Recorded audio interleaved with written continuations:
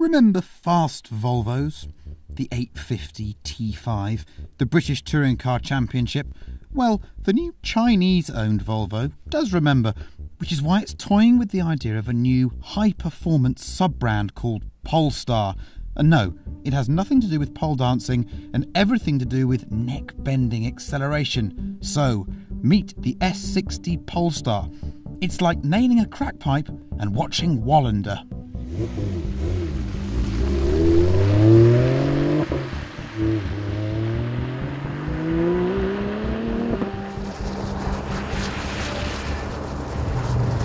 How many other saloon cars can you buy with a manual gearbox and over 500 horsepower from a transversely mounted V6 engine? If you tell me there's another one apart from the Volvo Polestar, I'll say you're lying.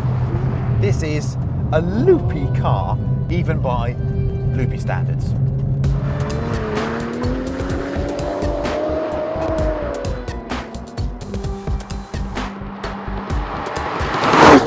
At its heart is a standard S60 T6 motor, but they've played around with it, new rods, I think the pistons are the same, standard crank, but all sorts of other stuff going on. A massive Garrett turbo working at 1.5 bar, and they've squeezed, wait for this, 508 horsepower and 424 foot-pounds of torque from it.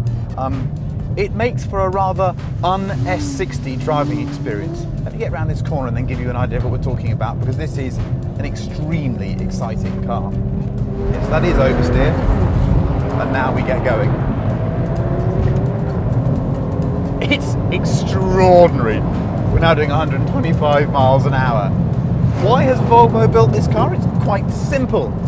It's an exercise, it's a study to see whether Volvo can get back into the fast car market, and we are imploring them to do so, because you remember the heritage, you remember T5, T5R, estate racing cars, things bouncing over curbs. They were great days, and Volvo sold more cars because it made fast cars. Of course, it's snowy and slushy and not an ideal way to drive a car like this that's riding on Michelin Pilot Supersport tyres. What I can tell you about the car is it's got pretty decent electric power steering. Gearbox is a bit notchy, but do you know what? In this day and age, to be offered this stick thing here and those pedals down on the floor is such a privilege that I'm not going to complain about that. It's agile, it's got some very expensive Öhlins dampers that feel quite sophisticated in that the car's got lots of support, so it's firm, but it's not too crashy in terms of ride. And the performance, we've got some proper old school lag going on here, so not much happens below about 3, and then at about 3.5, it just takes off. And it's very, very fast indeed. And it's accompanied by a lovely, exciting V6 noise. The other thing you need to know about the Polestar is the price. There are plans to make, I think, 6 of these cars, and they will be £200,000. That's because they're very rare, because they're out there for specialised, I suppose, Volvo cognoscenti that want to own one of these kind of development models. But just imagine if this car was a bit less than the forthcoming M3, but still had 500 horsepower. That would be interesting.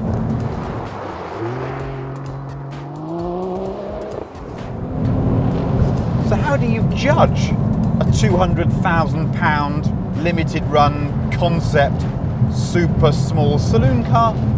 Well, you get the best super small saloon car on the market that's made, unsurprisingly, by a German company, and you put them together just to find out how wide of the mark the S60 is, if at all.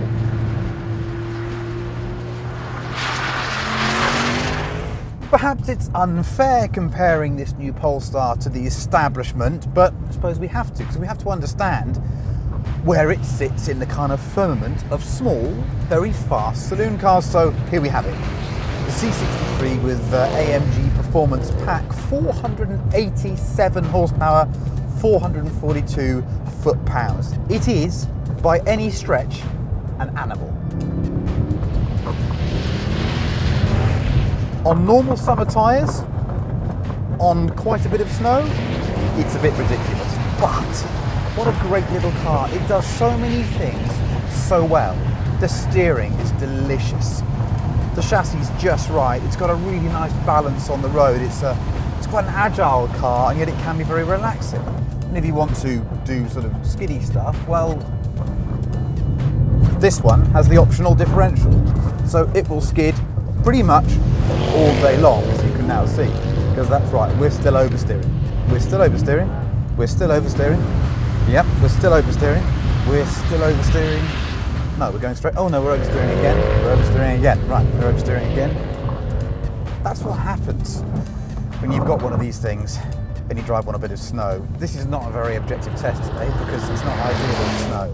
And AMG should not be charging 1,600 quid for an optional locking differential, because this car is 56 basic, but the one has tested 72 grand. I suppose it's cheaper than 200, isn't it? The question I have to ask today is, should Volvo be attempting to even lock horns with this kind of machine? Have the Germans, the AMGs, the RSs from Audi and the BMW M's moved it so far up the table now? Have they moved into a different territory, one that Volvo can't possibly hope to occupy?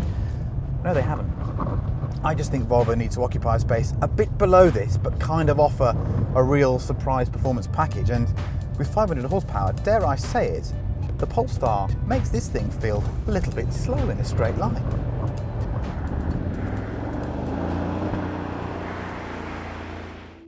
Rather handily, Volvo has Robert Dahlgren, ex-World Touring Car driver, on hand to drive the S60 Polestar.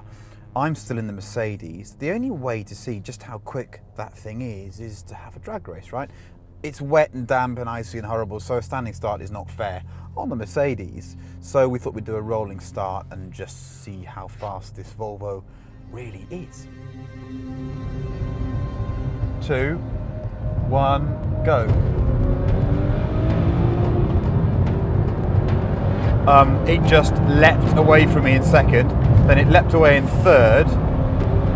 We're sort of no, it's going away from us. It's still going away from us. This has 487 horsepower.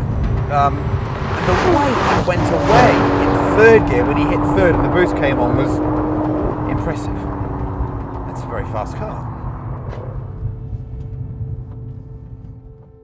This wasn't a test to decide whether the S60 Polestar is indeed a better car than a C63 AMG.